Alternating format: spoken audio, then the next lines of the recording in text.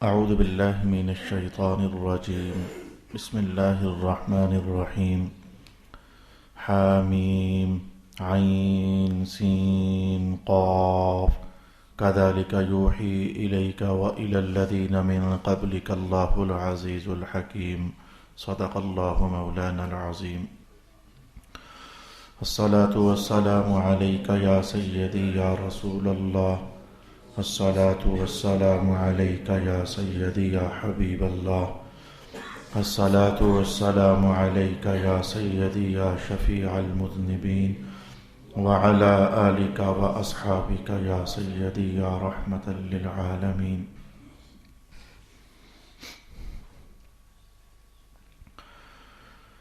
حامیم عین سین قاف. ایسے ہی اللہ تعالی وہی فرماتا ہے تمہاری طرف اور تم سے اگلوں کی طرف. اللہ عزت والا اور حکمت والا ہے. صدق اللہ مولانا العظیم. اللہ تعالیٰ کی توفیق سے اس بار رغبت ہوئی تھی کہ ہم جب کہ سورہ شورا کے ابتدائی مقام سے گزر رہے ہیں، اس میں وحی کا حوالہ اللہ تعالیٰ نے قائم فرمایا ہے. ہم مسلمان یہ بات تو جانتے تھے کہ رسولوں پر وحی نازل ہوتی ہے، سرکار دو عالم علیہ الصلوۃ والسلام پر وحی نازل ہوئی ہے، لیکن جانتے نہیں تھے عام طور پر اکثر مسلمان کے وحی کے نزول کی کیفیات کیا ہوتی تھیں. شوق پیدا ہوا کہ اس بار ہم جاتے جاتے یہ علم بھی حاصل کرنا چاہیں گے. میں نے عرض کر دیا تھا آپ کو کہ وحی کا لغوی معنی کیا ہوتا ہے، الہام کیا ہوتا ہے، فراست کیا ہوتی ہے، اور بھی کچھ اس طرح کی چیزیں ہوتی ہیں، لیکن فی الحال موقع کی مناسبت سے اتنا کچھ میں نے آپ کے لیے عرض کر دیا.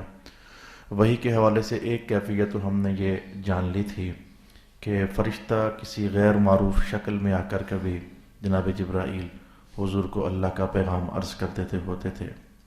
کبھی کسی جانے پہچانے صحابی کی شکل میں فرشتے کا آ جانا اور آ کر کے تو سرکار دو عالم علیہ السلام کو اللہ کا پیغام عرض کر دینا، یہ بھی ہوتا تھا. تیسری کیفیت بھی آپ کے سامنے میں نے بیان کر دی ہے کہ صوت دوی النحل، جیسے کہ مکھیاں شہد کی ایک دم سے بہت زیادہ اڑے تو ان کے پروں سے جو گونج پیدا ہوتی ہے، تو اس طرح کیفیت نازل ہوتی اور حضور وہاں سے وحی کا پیغام اخذ کر لیا کرتے تھے. آج کی نشست میں ہم ذرا بقیہ مراحل اور بقیہ کیفیات وحی کے حوالے سے جاننے کی کوشش کریں گے. ایسا بھی ہو جاتا تھا کہ فرشتہ آج آیا ہی نہیں ہے، جناب جبرائیل نہیں آئے ہیں آج، لیکن ایسے ہو گیا کہ جیسے حضرت موسیٰ علیہ السلام کی مثال قرآن حکیم نے کہی ہے، آواز آ گئی ہے اور وہ آواز اللہ کے کلام کی ہے، تو ڈائریکٹ ہی اللہ تعالیٰ نے بغیر فرشتے کے واسطے سے وحی اور پیغام رسول پاک علیہ السلام کو دے دیا. جیسے کہ قرآن حکیم نے ہماری رہنمائی فرمائی ہے کہ حضرت موسیٰ علیہ السلام ایک درخت کی طرف جا رہے تھے، دور سے لگتا تھا کہ جیسے یہاں آگ ہے، تو سردی کی ٹھٹھرتی رات میں آگ لینے کے لیے وہاں پہنچے، لیکن آگے سے آواز آ رہی تھی فَاخْلَعْ عَلَيْكَ إِنَّكَ بِالْوَادِ الْمُقَدَّسِ طُوًى وَأَنَا اخْتَرْتُكَ فَاسْتَمِعْ لِمَا يُوحَىٰ إِنَّنِي أَنَا اللَّهُ لَا إِلَٰهَ إِلَّا أَنَا فَاعْبُدْنِي. تو اس طرح کے کلمات کی آواز کے آپ ایک مقدس وادی میں آ گئے ہیں، تو ہم رب بول رہے ہیں إِنَّنِي أَنَا اللَّهُ، ہم اللہ ہیں. یہاں کوئی فرشتہ نہیں تھا، کوئی جبرائیل علیہ السلام اس موقع پر نہیں تھے، تو ڈائریکٹ ہی کلام کا القاء جناب موسیٰ علیہ السلام پر ہو گیا. تو ایسے ہی وحی کی ایک کیفیت یہ بھی ہوتی تھی کہ رسول پاک علیہ السلام پر وہ کلام ہی ڈائریکٹ اتار دیا ہوتا تھا اور بیداری کی حالت میں اتارا جاتا تھا. تو اس طریقے سے بھی آپ اللہ تعالیٰ سے وہ کلام اور اخذ حکم اور اخذ پیغام کر لیا کرتے تھے. وحی کی اگلی کیفیات میں یہ ہے کہ ہوا ایسا اگرچہ کم ایسا ہوا ہے، لیکن رسول اللہ علیہ السلام فرماتے ہیں کبھی ایسا ہوتا کہ حضرت جبرائیل اپنی اصلی شکل میں تشریف لے آتے ہوتے تھے. ان کی اصلی شکل بہر کیف رسول اللہ ہی ہیں جو آپ نے دیکھی ہوئی ہے. آپ فرماتے ہوتے تھے کہ 2 بار میں نے دیکھا ہے جناب جبرائیل کو ان کی اصل شکل میں، تو اصل شکل میں تشریف لے کر آتے ہوتے تھے.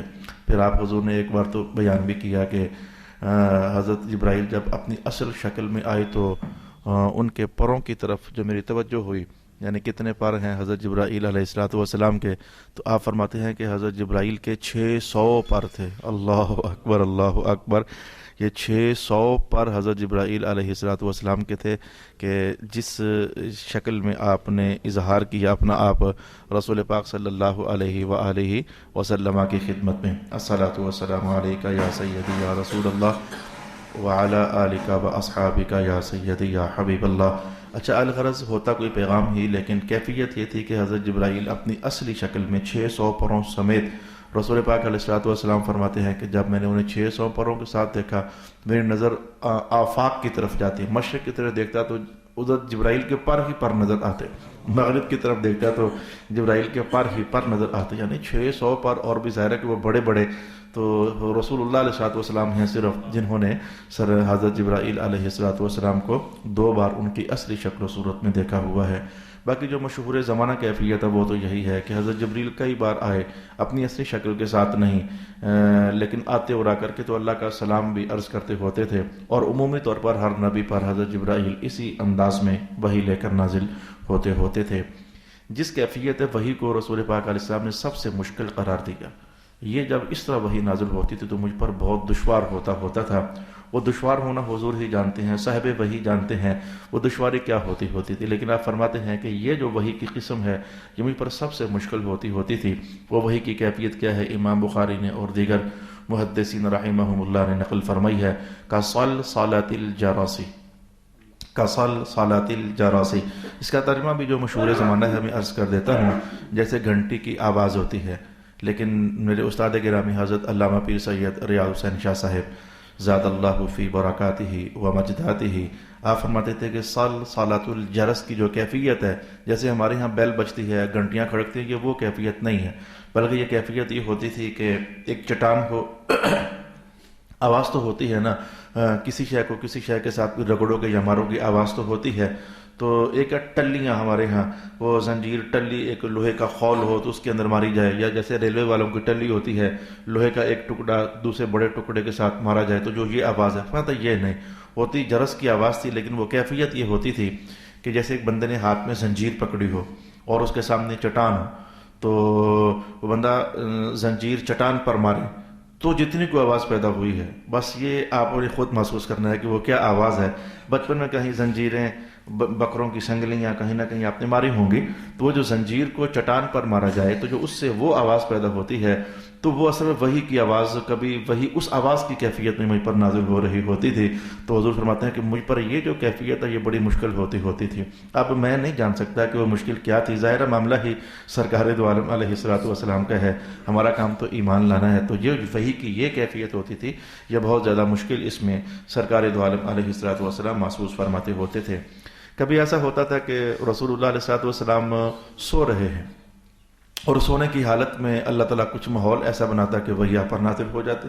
سو رہے ہیں رسول اللہ علیہ السلام، میں بھی تازہ اس حدیث کو آمدن پڑھ کر آیا ہوں کہ جیسے کہ آپ خود فرماتے ہیں کہ میں رات کو تہجد کے لیے اٹھا تھا، لیکن نماز کی حالت ہی میں مجھ پر ایسے لگا جیسے مجھے نیند آ رہی ہے. نیند لفظ ویسے زیادہ ہے، مجھے نیند کا ابتدائی حصہ آ رہا ہے، یا نیند کا جو ابتدائی حصہ ہے اس میں جو بندوں کا ذہن ہے کچھ جاگ رہا ہوتا ہے اور کچھ آرام کرنے کا سوچ رہا ہوتا ہے، میری جڑی سی کیفیات ہوتی ہیں. تو سرکار دو عالم علیہ السلام نے وہ کیفیت بیان کی تھی، حالت تہجد ہی میں وہ کیفیت طاری ہو گئی مجھ پر، اور پھر وہ ذرا وہ کیفیت تھوڑی سی گاڑی ہوئی تو فَإِذَا أَنَا بِرَبِّي تَبَارَكَ وَتَعَالَى، تو کھڑا میں مصلی پر تھا، لیکن وہ جو کیفیت بنی تو اس کیفیت کے بعد میں نے فوراً یہ محسوس کیا میں تو اپنے اللہ کی بارگاہ میں پہنچ چکا ہوں. یہ خود رسول پاک علیہ السلام فرما رہے ہیں. اور اندازہ کیا جا سکتا ہے کہ یہ خالص سونا نہیں تھا، اس لیے کہ اگلے سارے مراحل مصطفیٰ کریم علیہ السلام ارشاد فرما رہے تھے. جب میں اللہ کی بارگاہ میں ہوا تو میں نے اللہ کی زیارت کی تو بہت خوبصورت پایا میں نے اللہ تعالیٰ کو. یہ سب لفظ جو ہیں متشابہات میں سے ہیں. رأیت ربی تبارک و تعالی فی احسن الصورہ، میں نے خدا کو صورت میں پایا، خوبصورت صورت. وہ صورتیں ہونا یہ انسانی معاملات ہیں، تو اللہ صورتوں سے ماورا ہے، اس لیے یہ حدیث متشابہات میں سے ہے. تو فرشتے کچھ آپس میں بحثیں کر رہے تھے. جس رات یہ واقعہ میرے ساتھ پیش آیا تو آپ حضور فرماتے ہیں کہ فرشتے آپس میں بحثیں کر رہے تھے. وہ بحثیں ان کی یہ تھی کہ یہ جو مسلمان ہیں تو ان کے گناہوں کی معافی کا طریقہ کیا ہے. تو ایک فرشتہ ایک رائے دیتا، دوسرا فرشتہ دوسری رائے دیتا، تیسرا فرشتہ تیسری رائے دیتا. 3 رائے ہوئی تھیں، وہ تینوں کی تینوں حضور نے ارشاد فرمائی تھیں. پھر اس سے بعد اگلی بحث پھر چھڑ گئی. گناہ معاف ہونے کے بعد بندے کے درجے اللہ کی بارگاہ میں کیسے بلند ہو سکتے ہیں. تو پھر ایک فرشتے نے ایک رائے دی، دوسرے فرشتے نے دوسری رائے دی، اور تیسرے فرشتے نے تیسری رائے دی۔ رسول پاک علیہ السلام نے وہ 6 کی 6 باتیں باقاعدہ ارشاد فرمائیں، اور ارشاد فرمانے کے بعد کہا تھا کہ علیکم بمصافکم، جدھر بیٹھے ہوئے ہو ادھر بیٹھے رہو، اس بات کو دہراؤ، فإنہ حق، یہ اس لیے کہ یہ خواب نہیں ہے بلکہ یہ وحی برحق ہے، اللہ پاک نے مجھے عطا فرمائی ہوئی ہے۔ میں دلچسپی کے لیے وہ 6 کی 6 باتیں جو اس وحی میں رسول پاک علیہ السلام کو فرشتوں کے مخاصمت اور فرشتوں کی بحث کی شکل میں دی گئی تھیں، فیما یختصم الملأ الاعلی کے الفاظ حدیث پاک میں آتے ہیں۔ حضور فرماتے ہیں کہ اللہ پاک نے مجھ سے پوچھا تھا کہ یہ فرشتے کس بات میں بحث کر رہے ہیں، تو پہلے تو میں نے یہی عرض کیا کہ اللہ کریم آپ بہتر جاننے والے ہیں، اب میں اپنے پاس سے کیا کہوں۔ تو پھر اللہ پاک نے اپنا دست قدرت میرے 2 کندھوں کے درمیان میں رکھا تھا، اور حضور فرماتے ہیں کہ اللہ کے ان پپوروں کی ٹھنڈک میں نے اپنے سینے اور دل میں محسوس فرمائی تھی۔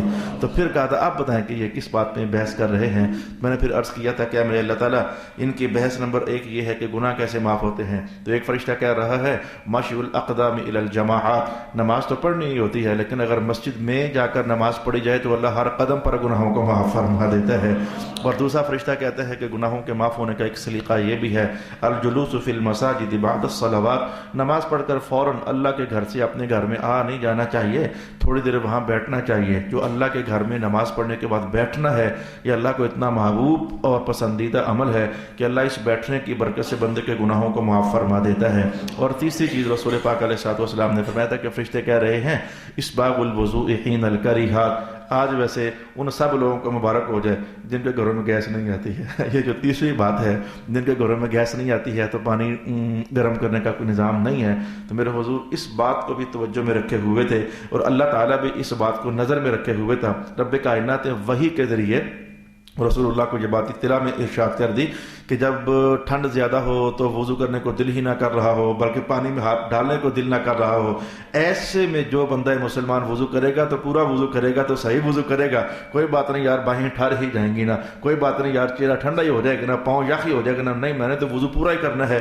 وضو مسلمان پورا ہی کرتے ہیں لیکن وہی کے الفاظ یہ تھے۔ تو پھر ایسے میں جو بندہ صحیح وضو کرے گا اللہ اتنا خوش ہوتا ہے کہ میری خاطر بندہ ٹھنڈا یخ ہو گیا ہے، فرشتوں سے گناہوں کو معاف کر دیا جائے۔ تو یہ جو اس موسم میں جو وضو کرنا ہوتا ہے نا ٹھنڈے پانی کے ساتھ، میں کہتا ہوں کہ یہ اللہ کو بہت محبوب عمل ہے۔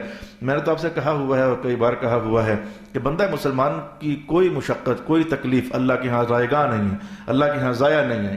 یہ والی مشقت ہے کہ یک ٹھنڈا پانی ہے، وضو کرنے کو دل نہیں کر رہا تو یقین جانو چہرے پر پانی ڈالنے کو من نہیں کر رہا ہوتا، لیکن اس وقت جب یہ خیال آتا ہے، مجھے تو کئی بار آیا ہوا ہے چونکہ رنگ برنگی جگہوں پر جانا ہوتا ہے تو بعض اوقات تو نلکے سے نکال کر پانی تو وضو کرو تو پھر کرنا پڑتا ہے، اب کہاں وہاں سے بندہ گیزر ڈھونڈے، تو کیفی جب یہ خیال آتا ہے کہ انشاءاللہ اس ٹھنڈی یخ بستہ پانی سے وضو کرنے پر میرا اللہ اتنا خوش ہوگا میرے گناہ صاف کرے گا، وہ بندر کے اندر ایمان کی گرمی ویسے ہی پیدا ہو جاتی ہے۔ تو یہ ایک تیسری کیفیت تھی، کیونکہ اس حدیث پر مجھے اس وقت بحث نہیں کرنی ہے، وہی کی کیفیت میں آپ کے سامنے بیان کر رہا ہوں۔ تو رسول پاک علیہ السلام نے پھر یہ فرمایا کہ اس رات کی وحی میں یہ بات بھی تھی، کیفیت میں نے آپ کو بیان کر دی ہوئی ہے کہ کبھی حضور آرام فرما رہے ہوتے لیکن آرام جس درجے کا ہوتا میں نے آپ کے سامنے رکھا، تو پھر اس میں یہ 6 باتیں اس وحی میں حضور کو دی گئی تھیں، اور نہ جانے کتنی اور باتیں وحی کی صورت میں اسی کیفیت میں رسول پاک علیہ السلام کو مختلف زمانوں میں عطا فرمائی گئی تھیں، لیکن ایک حضور نے ہمارے سامنے رکھ دی، میں آپ کے سامنے وہ رکھ رہا ہوں۔ تو پھر فرشتے یہ کہہ رہے تھے کہ ان کے درجے بلند ہونے کا عنوان کیسے کلیئر کیا جائے۔ تو ایک فرشتہ کہہ رہا تھا اطعام الطعام، کوئی بندہ اس وقت تک بلند مقام کو نہیں چھو سکتا جب تک اس کے اندر یہ غریب پروری نہیں آتی ہے اور کسی کو غریب کو کھانا کھلانا نہیں آتا ہے۔ یہ کھانا کھلانا جو ہے یہ بندوں کے درجات میں بڑا اضافہ کر دیتا ہے۔ یہی وجہ ہے کہ صوفیاء کو ہر دور میں آپ دیکھو گے وہ ان کے ہاں لنگر کا نظام جو رکتا نہیں ہے، لنگر چلتا رہتا ہے، گولڈا جانا ہے تو گولڈا چلے جاؤ، کسی اور جگہ جانا ہے تو اور جگہ چلے جاؤ۔ جو اہل اللہ ہوتے ہیں وہ لنگر کا نظام چلا کے رکھتے ہیں، اس سے ان کے درجات کا تعلق ہوتا ہے اور اس سے ان کے مراتب علیہ کا بڑا گہرا تعلق ہوتا ہے۔ تو آپ نے فرمایا کہ اطعام الطعام، اور دوسری بات آپ نے فرمائی تھی لین الکلام۔ آج کی اس نیند والی وحی میں یہ بات تھی کہ لہجے نرم رکھنا، باتیں میٹھی کرنا، لہجوں میں تلخی لے کر نہ آنا، کلام کے اندر دوستگی لے کر نہ آنا، الفاظ سخت استعمال نہ کرنا، اس میں گالی گلوچ نہ ہونا، اس میں طعنہ زنیوں کا نہ ہونا، یہ بندے کے درجے بڑے بلند کر دیتا ہے۔ اور تیسری شے سرکار دو عالم علیہ السلام نے فرمائی تھی جس خوشبخت بندے کو میسر ہو جاتی ہے، آپ نے فرمایا تھا کہ آج فرشتے یہ بات بھی کر رہے تھے الصلاۃ والناس نیام، لوگ سوئے ہوئے ہوں تو پھر بھی اٹھ کر کے نماز ادا کرنا، یعنی تہجد کی نماز ادا کرنا، یہ بندے کے درجات میں بہت زیادہ اضافہ فرما دیتا ہے۔ واپس آئیے، مجھے حدیث کے مضمون سے آج غرض بات میں ہے، لیکن پہلے ہم کیفیات وحی کیونکہ محسوس کر رہے ہیں، تو یہ بھی ایک کیفیت تھی کہ حضور پر ایسے وحی نازل ہو جاتی تھی۔ اچھا، کبھی وحی ایسے نازل بھی ہوتی، آج فرشتہ بھی درمیان میں نہیں ہے۔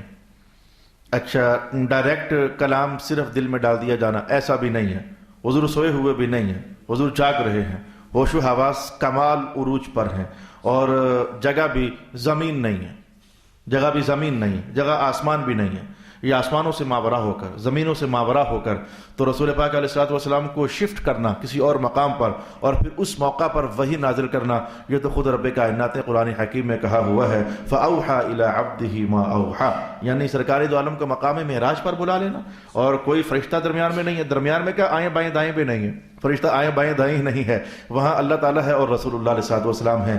کیفیات میں بیان نہیں کر سکتے، ہمارے بس کا روگ ہی نہیں ہے، اللہ کا ہونا بھی کس سینس میں ہے یہ اللہ ہی جاننے والا ہے، ہم تو بس ان الفاظ کا ترجمہ آپ کے سامنے آپ سن سکتے ہیں، میں آپ کے سامنے بول سکتا ہوں۔ تو فاوحا کے الفاظ تو والنجم سورت کے اندر رب کائنات نے صاف صاف فرما دیے، یہ بھی ایک کیفیت وحی ہے، یعنی اللہ تعالیٰ ڈائریکٹ رسول پاک علیہ الصلوۃ والسلام کو کچھ عطا فرما رہا تھا۔ موسیٰ علیہ الصلوۃ والسلام نے تو کلیم اللہ ہونے کی سعادت پائی اور اللہ کا یہ فضل ان کے حصے میں آیا کوہ طور پر، لیکن رسول اللہ جو کلیم اللہ ہیں، اللہ سے ہم کلام ہوئے ہیں، تو حضور کے ہم کلام ہونے کا جو مقام ہے وہ مقام نہیں ہے، وہ لا مقام ہے، یعنی وہ آسمانوں سے ماورا ہے، زمینوں سے ماورا ہے، پتہ نہیں کدھر کر کے، مجھے نہیں پتا کہاں کر کے، میں بیان کرنے سے قاصر ہوں۔ تو یہ بھی ایک وحی کی کیفیت تھی جس میں رسول اکرم صلی اللہ علیہ وآلہ وسلم یہ وحی لے لیا کرتے تھے۔ اچھا، خوابوں کی صورت میں بھی رسول پاک علیہ الصلوۃ والسلام پر وحی نازل ہوتی ہے، خواب حضور محسوس کرتے، خواب دیکھا ہے۔ جناب خدیجہ فرماتی ہیں کہ حضور پر ابتدائی زمانوں میں زیادہ وحیاں جو ہیں وہ خواب کی صورت ہی میں نازل ہوتی تھیں۔ جناب خدیجہ فرماتی ہیں ام المؤمنین رضی اللہ تعالی عنہا کہ حضور رات کو خواب دیکھتے، سویرے اٹھ کر جب مجھے بتاتے کہ یہ شے میں نے خواب دیکھی ہے، تو اگلے ہی 2-4 دنوں کے اندر جو حضور نے خواب دیکھا ہوتا بالکل سورج کی روشنی سے زیادہ سچائیوں کے ساتھ حضور کا دیکھا ہوا خواب بالکل واضح ہو جاتا ہوتا تھا۔ اسی لیے یہ کہا جاتا ہے کہ نبیوں کی جو وحیاں ہیں، خوابیں ہیں، یہ وحی ہوتے ہیں۔ حضرت ابراہیم علیہ السلام کی مثال کہی جاتی ہے، محدثین اس موقع پر حوالہ دیتے ہیں، جیسے حضرت ابراہیم علیہ السلام کو رآ فی المنام انی اذبحک فانظر ماذا تری، کہ وہ خواب دیکھتے ہیں کہ بیٹے اسماعیل علیہ السلام کو ذبح کرنے کا حکم دیا جا رہا ہے۔ ایک رات بھی خواب دیکھا ہے، دوسری رات بھی خواب دیکھا ہے، اور تیسری رات بھی خواب دیکھا ہے۔ تو وہ خواب ہی میں جو کچھ کہہ دیا جاتا تو ابراہیم علیہ السلام نے پھر اس کو پورا کر دکھایا۔ تو یہ تو 23ویں سپارے کا بیان رب کائنات نے ہمارے سامنے رکھا ہے۔ تو حالت خواب میں بھی حضور پر وحی نازل ہوتی۔ اچھا، بلا واسطہ اللہ سے آمنے سامنے ہو کر، آمنا سامنا یہ لفظ مجبوراً بول رہا ہوں، اس کا یہ معنی نہیں ہے، میں آپ کو کہہ رہا ہوں کئی بار، یہ معنی نہیں آمنے سامنے ہونا ہے، تیرا اور میرا آمنے سامنے ہونا یہ کیفیت ہے، اور اللہ تعالیٰ کا آمنے سامنے ہونا پتہ نہیں کیا اس کا معاملہ ہے، لیکن الفاظ بتاتے ہیں کچھ ہوا تھا، صحیح کس طریقے سے ہوا تھا۔ ہمیشہ کی طرح تمام علماء اس کو بیان کرنے سے عاجز ہیں، متشابہات میں سے ہے، تو اللہ سے ڈائریکٹ وحی کا لے لینا، پھر الہام کی صورت میں حضور کا وحی کا نازل ہو جانا۔ کبھی ایسا ہوتا کہ مصطفیٰ کریم پر ڈائریکٹ القاء کر دیا جانا، کبھی جناب جبرائیل کا اپنی اصیل شکل میں آ جانا، کبھی جناب جبرائیل کا مخفی ہو کر کے آنا، کبھی حضور مکھیوں کی گھن گھرج کی آواز محسوس کرتے ہیں، کبھی رسول پاک علیہ الصلوۃ والسلام پر حضرت جبرائیل علیہ السلام کا دہیہ قلبی کی صورت میں آنا، کبھی حضور کے پاس جناب جبرائیل علیہ السلام کا کسی مدینہ سے باہر کسی آؤٹ سائڈر بندے کی شکل میں آ جانا۔ یہ ساری وہ کیفیات ہیں جن میں سرکار دو عالم علیہ الصلوۃ والسلام پر وحی نازل ہوتی تھی۔ حامیم عین سین قاف کذالک یوحی الیک والی الذین من قبلک اللہ العزیز الحکیم۔ ایک دوسری بات میں وحی کے حوالے سے آپ کے سامنے یوں عرض کر دینا چاہوں گا کہ اب مجھے جو آواز آئے یا میرے سامنے کوئی بندہ آ کر کوئی بات کرے، میں اس ماحول کی بات کرتا ہوں تاکہ سوال اٹھے اور آپ کو مقصد جو ہے وہ سمجھ آ جائے۔ تو اب مجھے کیا معلوم کہ یہ بولنے والا جو ہے یہ بندہ ہے یا یہ فرشتہ ہے، یا مجھے آواز آئی ہے تو مجھے کیا معلوم کہ یہ کسی فرشتہ کی آواز ہے یا پھر یہ جن کی آواز ہے، یا ویسے کوئی ماحول میں آواز اٹھی ہوئی ہے، یا دور حاضر میں کیا لوگ کوئی آواز آئی ہے، کیا معلوم کہ پیچھے سی ڈی اور کیسٹ ہی لگی ہوئی ہو، آواز تو بندے ہی کی آ رہی ہے، یہ دور حاضر کا جملہ ہے۔ تو اس پر یہ بحث ہے کہ اس پر کیا یقین ہے؟ یہ بحث جو ہے میں تو ذرا سنجیدہ انداز میں کہہ رہا ہوں، بعض لوگوں نے اس کو بڑے غلط انداز میں اس بحث کو اٹھایا ہے کہ یہ وہی جو ہے یہ کوئی شے نہیں ہے، اس لیے کہ کیا معلوم رسول اللہ کو کہ یہ اللہ کی طرف سے وحی ہے، کہیں شیطان کی بات ہی نہ ہو، کہیں جن کی بات ہی نہ ہو۔ جو اسلام دشمن قوتیں ہیں وہ تو ان عنوانات کو اس طریقے سے اٹھاتی ہیں کہ جس کو آپ لوگ مسلمان وحی کہتے ہو، کوئی یقین ہی نہیں ہے کہ وحی ہے کہ نہیں ہے، تو کیا معلوم کہ فرشتے کی آواز ہے، کیا معلوم کہ جن کی آواز ہے، کیا معلوم کہ شیطان کی آواز ہے، تو یقین ہی نہیں ہے۔ یعنی یہ وہ سوال کرنے والے یہ سوال اٹھاتے رہتے ہیں، تو آپ کو یہ بات جاننی چاہیے کہ ایسا نہیں ہے کہ اللہ تعالیٰ ایک اہتمام کرے اور رسول اللہ علیہ الصلوۃ والسلام کو اس بات کا پتہ نہ چلے۔ میں کہتا ہوں کچھ آثار و شواہد بھی ہوتے ہیں، یہ بات وہ ہے جو میں کہیں اور سے اٹھا کر یہاں رکھنا چاہتا ہوں۔ کچھ آثار و شواہد بھی ہوتے ہیں اور کچھ آثار و شواہد کے سے الگ ہو کر کچھ انٹرنلی کیفیات بھی ہوتی ہیں۔ میں دونوں آپ کے سامنے باتیں کرتا ہوں۔ کچھ آثار و شواہد ہوتے ہیں کہ جن نہیں ہے، یہ شیطان نہیں ہے بلکہ یہ فرشتہ ہی ہے۔ آثار و شواہد کی مثال دیکھنی ہو تو آپ یوں دیکھ لیں کہ بادلوں سے تو آواز آ رہی تھی کہ ہم رب بول رہے ہیں اور آپ کو نماز معاف ہو گئی ہے، آواز تو بادلوں سے آ رہی ہے، لیکن وہ آثار و شواہد بتاتے ہیں۔ جناب حضرت شیخ پیر پیرا میر میرا سیدی عبد القادر جیلانی رضی اللہ تعالی عنہ، اللہ کا جو فضل ان کے ساتھ جڑا ہوا تھا، تو بتا رہے تھے کہ آج تک ایسا ہوا تو ویسے ہے نہیں ہے کہ نبیوں کو نماز پڑھنی پڑے اور عبد القادر کو نماز معاف ہو جائے۔ آپ نے کہا نہیں نہیں نہیں، یہ تو خدا نہیں، تو شیطان ہے، یہ خدا کی شان ہی نہیں ہے کہ وہ ایک شے حکم لازم کرے نبی کے اوپر اور پھر نبی کے اللہ کے پاس جانے کے بعد اسی حکم کا معاف کر دے، یہ اللہ کی شان نہیں ہے، تو شیطان ہے۔ یہ ہے آثار و شواہد۔ تو جیسے جناب پیروں کو اور میراں کو معلوم ہوا کہ یہ وہی نہیں ہے، یہ فرشتہ نہیں ہے، یہ تو شیطان ہے، تو یہ کیفیات اگر حضور کے بیٹوں کو معلوم ہو سکتی ہے تو حضور احمد کو معلوم نہیں ہے کہ بولنے والا شیطان ہے یا کہ فرشتہ ہے یا کہ جن ہے۔ لیکن اس سے بھی زیادہ مضبوط جواب یہ ہے، یہ وہ بات تھی جو اچانک یہاں بیٹھے بیٹھے خیال میں آ گئی، تو اس کو آپ زیادہ اہمیت نہ دیں۔ میرے جو اپنی ذاتی خیالات کبھی ہوتے ہیں، کوئی اللہ تعالیٰ کسی اور آیت کی روشنی میں ذہن میں ڈال دے، میں ذرا ڈرتے ڈرتے ہی اس کو بیان کرتا ہوتا ہوں، میری اس کیفیت کو آپ واپس کر دیں۔ لیکن جو باقاعدہ محدثین نے بات ارشاد فرمائی ہوئی ہے، وہ فرماتے ہیں کہ جیسے ہم انسانوں کو اللہ نے یہ طاقت اور یہ وصف ہمارے اندر رکھا ہوا ہے، میں ایک دو وصف آپ کے سامنے بیان کرتا ہوں۔ میں آنکھیں بند کر لوں، آپ بھی اپنی آنکھیں اگر بند کر لیں تو کہ آپ کو آواز آئے، اگر آپ کے بیٹے کی ہوگی تو آپ کو تب بھی پتہ چل جائے کہ حالانکہ آپ دیکھ نہیں رہے ہو، اللہ نے ایک اندر قوت رکھی ہوئی، وہ فوراً فرق ڈال دیتی ہے۔ اچھا اگر آپ کی امی کی آواز ہوگی تو بھلے آپ کی آنکھیں بند ہیں تو آپ کو پتہ نہیں ہے کہ کون بولنے والا ہے، میں دیکھ نہیں رہا، لیکن آپ کا دماغ اندر سے سرچ کر رہا ہوتا ہے، یار یہ تو بے اور پہ بول رہے ہیں، اگر باوے اور بولنے ہو سن تو باوے اور آواز فرق واضح معلوم ہوگا، کوئی بیگانہ بندہ بولے گا، اجنبی بولے گا۔ تو یہ جیسے آوازیں پہچان کرنے کا طریقہ اللہ نے ہمارے ہاں رکھا ہوا ہے، یہ ٹیسٹ ذائقے یہ پرکھنے کا اللہ نے طاقت ہماری زبان کی چھوٹی سی اس گوشت کی بوٹی کے اوپر رکھ دی ہوئی ہے۔ تو ایسے ہی جیسے ہماری آنکھ میں اللہ نے یہ حسن بھر دیا ہے کہ بندہ سامنے جب آتے ہیں، کبھی شک پڑا ہے کہ یہ میرا بھائی ہے، یہ میرا بھائی نہیں ہے؟ شک پڑا کبھی؟ وہ صرف آنکھ چہرہ دیکھتی ہے، چہرہ دیکھ کر پہچان لیتی ہے، یار یہ تو گوانڈی ہے ہمارا، یہ تو یار فلانا دکاندار ہے، یہ ہماری مسجد کا امام صاحب ہے، یار یہ تو مؤذن ہے، یہ تو باوے اور نے، یعنی جو آنکھ جیسے یہ فرق محسوس کرتی ہے۔ تو یہ میں نے سمجھانے کے لیے کہا کہ جیسے ہمیں ہماری آنکھوں میں اللہ نے فرق کی طاقت رکھ دی، ہمارے کانوں میں اللہ نے فرق کی طاقت رکھ دی، امتیاز کرنے کی قوت عطا فرما دی، ہماری زبان کے اندر اللہ نے چکھنے اور امتیاز کی قوت پیدا فرما دی، جیسے یہ چیز ہے۔ آنکھیں بند کر کے آپ ہاتھ مختلف چیزوں پر پھیریں، اگر کھردری ہوگی تو آواز آتی ہے، کوئی آ نہیں رہی ہوتی، لیکن میں کہہ رہا ہوں تعبیر، یار یہ تو کوئی ریتی سی نہیں ہوتی چھریاں رگڑنے والی، یار یہ کوئی اس طرح کی چیز ہے، اچھا یار یہ کوئی شیشہ اور آئینہ سا جیسے ہوتا ہے، یہ وہ ہے۔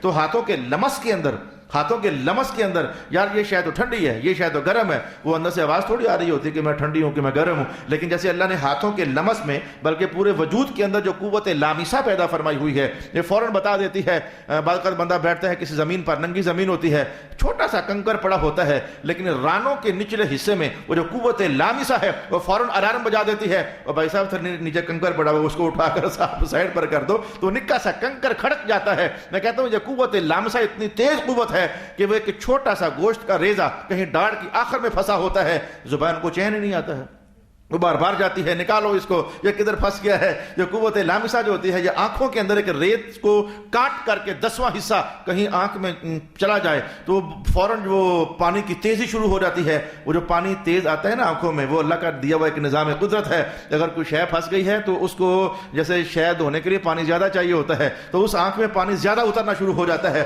تو ادھر سے پھر آنکھوں کے جو یہ 2 باڈی گارڈ ہیں یہ تیزی سے ایسے ایسے کرتے ہیں، تو پانی تیز آ رہا ہوتا ہے، وہ وائپنگ ہوتی ہے تو ذرہ اتر، جیسے یہ ساری چیزیں اللہ نے رکھی ہوئی ہیں. بہت ہو گیا میرا مقصد کھلنے کے لیے. تو ائمہ حدیث نے کہا، ائمہ تفسیر نے کہا کہ نبیوں کے ساتھ معاملہ یہ ہوتا ہے کہ ان کو اللہ نے اندر ایک روحانی قوت عطا فرمائی ہوتی ہے. جب کبھی کوئی آواز آتی ہے تو وہ فوراً پہچان لیتے ہیں یہ جبریل کی آواز ہے کہ شیطان کی آواز ہے، اور وہ پہچان لیتے ہیں یہ رحمان کے پیغام کا حوالہ ہے یا کہ کوئی اور آواز ہے جو کہ ہماری طرف کہی جا رہی ہے. تو اللہ نے نبیوں کے اندر ایک قوت رکھی ہوتی ہے جس قوت کے بل بوتے پر وہ فوراً پہچان لیتے ہیں کہ یہ جو کہا جا رہا ہے یہ شیطان کی طرف سے نہیں ہے، یہ اللہ کی طرف سے ہے، یہ رحمان کی طرف سے ہے، اور یہ فرشتہ ہے، یہ شیطان اور جن نہیں ہے. یہ قوت ہوتی ہے جو نبیوں کے اندر، اور یہ صرف نبیوں ہی کو عطا فرمائی گئی ہوتی ہے قوت. یا وحی کو پرکھنے کی اور پہچاننے کی قوت جو ہے یہ نبیوں کے علاوہ کسی اور کو عطا نہیں کی گئی ہوتی ہے. یا وحی کے متعلق میں نے اپنے وقت میں رہتے ہوئے ایک اور حوالہ آپ کی خدمت میں کہا کہ پتہ کیسے چلتا ہے کہ یہ فرشتہ ہے؟ ہاں جی پتہ چل جاتا ہے. پتہ کیسے چلتا ہے کہ یہ رحمان کی طرف سے کلام ہے؟ ہاں جی پتہ چل جاتا ہے. پتہ کیسے چلتا ہے کہ اللہ خود ہم کلام ہو رہا ہے؟ ہاں جی پتہ چل جاتا ہے.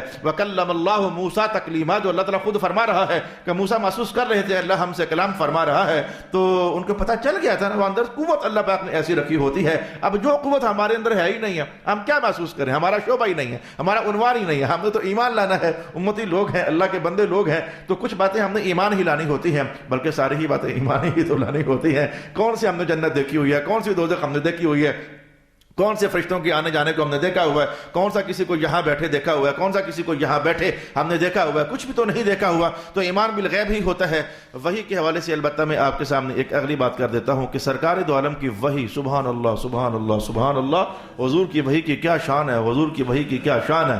رب کائنات نے کہا تھا محبوب پاک ہم نے آپ کو جو وحی عطا فرمائی ہے نا، پہلے نبیوں کو تو جو کچھ دینا ہوتا تھا ہم ایک دم سے ہی دے دیتے ہوتے تھے. پوری تورات اکٹھی ہی دے دینی، پوری انجیل اکٹھی ہی دے دینی. تو پھر بس ٹھیک ہے، ادھر اللہ کی حکمتیں اپنی تھیں. کچھ قوم کے مزاج ایسے ہوتے ہیں، میں نے پڑھا ہوا ہے، کچھ قوموں کے مزاج ایسے ہوتے ہیں، تلخ مزاج قومیں ہوتی ہیں، ہڈ حرام قومیں ہوتی ہیں. آپ کو نہیں پتا کہ آپ جب مثلا ادھر کی بات کرتا ہوں سمجھانے کے لیے کہ کسی کو سزا دینی ہوتی ہے، جو استاد ہے تو اس کو یہ پتا ہے اپنے شاگردوں کے حوالے سے، کہ باپ ہے تو اسے اپنے بچوں کے حوالے سے پتا ہے.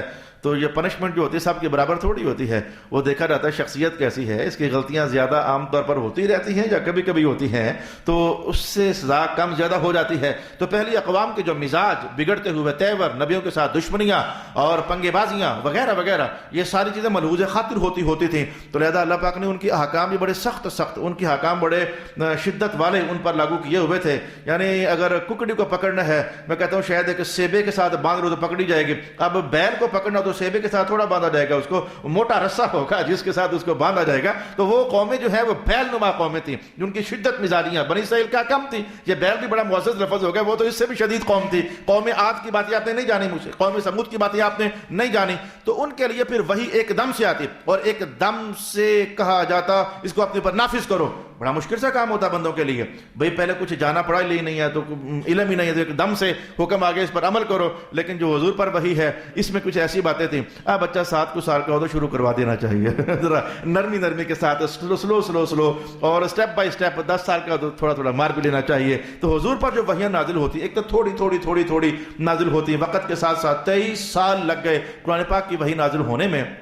اور پھر احکام کم ہوتے، پھر احکام سلو ہوتے اور سٹیپ بائی سٹیپ ہوتے، درجہ بدرجہ احکام جو ہیں. یہ جو نماز ہم پڑھتے ہیں، آپ کو پتہ ہے کہ یہ نماز جب ایک دم سے نازل ہوئی تھی، جناب جبرائیل وہ حضور معراج پر گئے تھے تو فجر کی بھی 2 رکعتیں ہوتی تھی فرضوں میں، ظہر کی بھی 2 ہی ہوتی تھی، عصر کی بھی 2 ہی رکعتیں ہوتی تھی، مغرب کی بھی 2 ہی رکعتیں ہوتی تھی، عشاء کی بھی 2 ہی رکعتیں ہوتی تھی. یہ کتنا آپ کو عجیب لگا، لیکن حدیث پاک میں آتا ہے، جناب خود عائشہ فرماتی ہیں اور کتنے صحابہ فرماتے ہیں کہ نماز شروع میں 2 ہی رکعتیں ہوتی تھی. پھر اللہ پاک نے سفر کی حالت میں تو 2 ہی رہنے دی، اور جب نماز پڑھنے کی تربیت مسلمانوں کی زیادہ ہو گئی تو گھروں کی حالت میں، حضر کی حالت میں فجر کو تو 2 ہی رہنے دیا، اس کو بڑھایا نا. اس کی بھی آپ نے حکمت بیان کی گئی.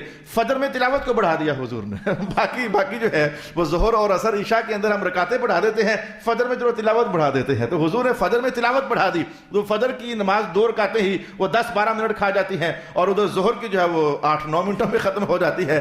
تو اللہ اور رسول جو چاہیں کریں، ہمیں سے غرض نہیں، لیکن بتا رہا ہوں کہ حضور کی وحی کی کیا شان ہوتی تھی. فجر کی تلاوت بڑھا دی، ظہر کی 2 رکعتیں بڑھا دیں، عصر کی بھی 2 رکعتیں بڑھا دیں. تو مغرب کی فرمایا کہ چلو 2 رکعتیں نہیں بڑھاتے. رات کی نماز جب سمٹتی ہے تو چونکہ وطروں پر سمٹتی ہے تو رات کی آخری نماز وطر بن جاتے ہیں. تو چلو ایسا کرتے ہیں، رات کی اول نماز اور دن کی جو آخری نماز ہے نا وہ بھی وطر، وہ 3 رکعتوں والی ہی بنا دیتے ہیں. بڑھایا حضور نے لیکن مناسبت قائم کر دی کہ رات کی نماز سمٹے تو 3 رکعتوں پر سمٹے، اور دن کی سمٹے تو 3 رکعتوں پر. تو یہ جو مغرب ہے یا دن کی انتہا کے وطر ہے، تو وطر کو چونکہ اللہ تعالیٰ طاق ہونے کو اللہ پسند کرتا تھا تو حضور نے رات کی سمٹنے والی نماز وطروں میں 3 رکعتیں کر دیں اور مغرب میں 3 کر دیں، اور عشاء کے اندر رسول پاک علیہ الصلوۃ والسلام نے تعداد بڑھا دی.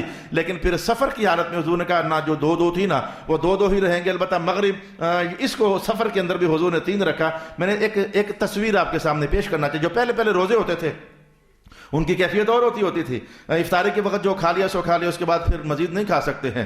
ایک بار سو گئے تو پھر سو کر اٹھے، اس 6 بجے افطاری کی، 7 بجے سو گئے، 8 بجے اٹھے، کچھ نہیں کھا سکتے. لیکن پھر اس کو تبدیل کر دیا گیا اور نرم کر دیا گیا کہ اب ساری رات جو چاہتے ہو کھانا تو کھا لیا کرو، آپ کے لیے کوئی حرج نہیں ہے. تو حضور رحمت عالم پر جو وحی تھی اس کی کیفیات الگ الگ تھی.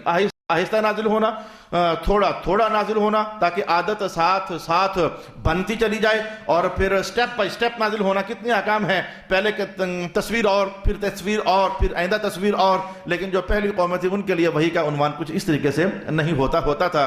چلیں یار، اس بار ایسا ہو گیا ہے کہ وغیرہ آپ دیکھو کہ کچھ بحثیں وحی کی اور بھی ہوتی ہیں، وہ پھر علماء جانے اور ان کے کام جانے. آپ اور میں کو علماء تھوڑے ہیں، ہم نے چلے جاتے 2-4 لفظ دیکھ لیے ہیں کہ سرکار دو عالم علیہ الصلوۃ والسلام پر وحی نازل ہونے کی کیفیات کا ماجرا کیا ہے، اور 2-4 اس سے ہٹ کر بھی ابحاث میں نے آپ کی خدمت میں کی ہیں. انشاءاللہ اگلے جمعہ المبارک سے پھر حسب حال آگے سبق بڑھ جائیں گے. كَذَلِكَ يُوحِي إِلَيْكَ وَإِلَى الَّذِينَ مِن قَبْلِكَ اللَّهُ الْعَزِيزُ الْحَكِيمُ.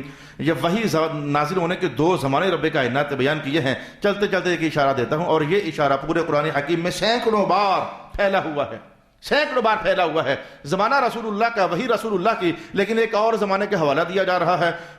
من قبل کا جتنے زمانے حضور تک بنتے تھے وحی نازل ہونے کے، اللہ پاک نے حوالہ دیا. ایک زمانہ وہ ہے جو آپ کا ہے، اس میں وحی نازل ہو رہی ہے، اور ایک زمانہ ہے جو پہلا ہے جس میں وحی نازل ہوتی ہے. ائمہ تفسیر نے کہا اس کا مطلب یہ ہوا کہ وحی نازل ہونے کے زمانے 2 ہی ہیں، ایک حضور کا ہے، ایک حضور سے پہلے کا ہے. حضور کے بعد وحی نازل ہونے کا زمانہ ہے ہی نہیں ہے. اب قیامت کی صبح ہوتا کہ سب انسانوں کے رسول اللہ ہی لگا کریں گے، یہی سب کے رسول ہیں. تو اگر حضور کے بعد بھی وحی نازل ہونی ہوتی نا، تو جیسے رب کائنات نے پہلی وحیوں کا حوالہ دیا ہے تو ایسے ہی حضور کے بعد بھی تو وحیوں کا حوالہ پھر قائم ہونا چاہیے تھا. اس اعتبار سے یہ سینکڑوں کے حساب سے آیات بن جاتی ہیں جو اس بات کا اعلان کر رہی ہوتی ہیں کہ وحی خاصہ ہوتا ہے نبی کا. نبی ہے تو وحی کا آنا ضروری ہے، اگر وحی نہیں آنی سمجھو حضور کے بعد نبی بھی نہیں آنا ہے. یہ چلتے میں نے ختم نبوت کا اشارہ آپ کی خدمت میں کہا ہے. اللہ تعالیٰ میرا اور آپ کا حامی و ناصر، وآخر دعوانا الحمدللہ.